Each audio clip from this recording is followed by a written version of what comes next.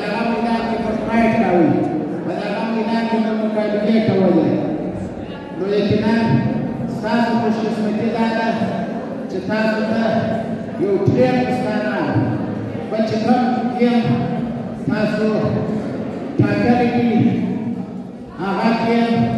د وشو په نامه چې د 2014 څخه جوړ شوی یو ګیم دی. زه په چیلنج د هر ګیم کلاړي ته وایم د وشو کلاړي د وشو استاد تربیت شوی تربیت یافته کلاړي ورولئ چې کوم د دوی روزمره پریکټس دی د وشو کلاړي به هغه پریکټس سره ورته نه مشکل کېږي. دا زما په چیلنج تاسو ستاسو کړی دي چې د دنیا هر ځای پکښې دي.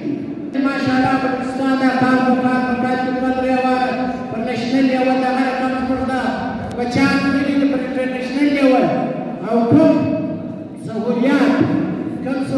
چې وغوښتل د پنجاب کلاړیانو ته میسره کړي یا د سند کلاړیانو ته میسره کړي.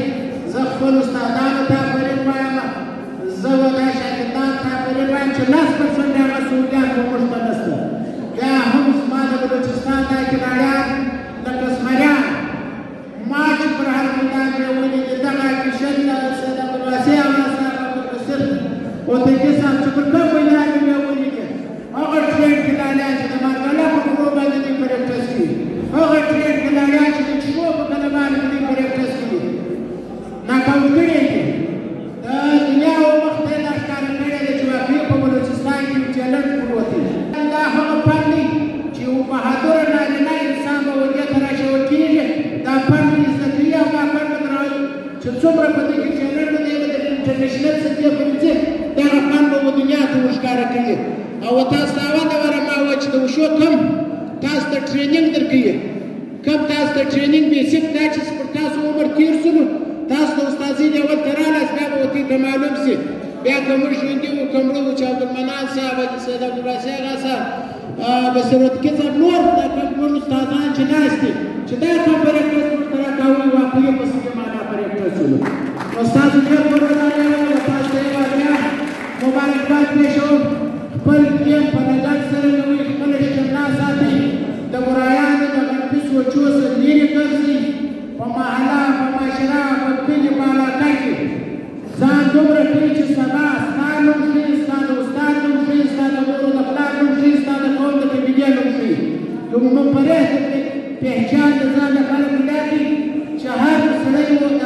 خپل بچی راولي په دا وشو کې چې واقعي دا د وشو کوم طالب علم چې دی واقعي دا د وشو کوم کلاړي چې دی دا خو واقعي دومره زبردست انسان دی. بصیر صاحب سید عبدالواسع اغا صاحب حاجي عبدالمنان صاحب دا زما نور ناست ملګري و دې ته بیا مبارکي وایم. دې ستاسو لپاره وخت ورکړی دی. یقینا او د حکومت افغانستان سره زه دا ګزارش کوم لکه ډاکټر شاه ولي صاحب چې د حکومت افغانستان ترجمان دی زما ورسره رابطه ده، هغو سره زه دا ګزارش کوم باقاعده ورته لیکمه چې کوم دغه انسانان چې ځان یې وقف کړي دي د خپل کار ځای ځان راګرځولی دي، د خپل کور څخه د خپل مصروفیات ځای ځان راګرځولی دي، معاشره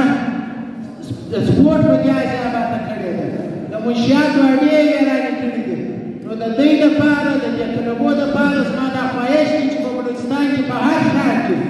د وشو هغه کلبونه دي چې هغه کم ځای کم د انټرنیشنل سطحې نه وي، د ملکي سطحې خو وي چې کم کلب ته په لاهور کې ورکوي، کم کلب چې ته په اسلام آباد کراچي کې ورکوي، هغه کلب کم ځای کم کوټه، چمن، چین، ژوب، کوزدار، مستنګ، ډولنایي دې ته هم کم ځای کم ورکول شي. نو الله پاک دې پر تاسو برکات کېږدي. یقینا مایوسه کېږي کوم ملګرو چې مقابلې بایلې وجه مایوسه کېږي مه دا داسې موږ چې ولاړ یو موږ هم دی سبا ما راوستلي یو موږ هم مقابلې بایلې موږ هم ګټلي خو اخر و دا حال ته موږ رسېدلي یو چې موږ پر نېشنل سطح باندې ماتلان سوي میډلان مې راوړي پر انټرنیشنل سطح کې ماتلان سوي میډلان مې راوړي کور و دا ډېره مننه. ډېره مهرباني. خپل ځان داسې جوړ کړي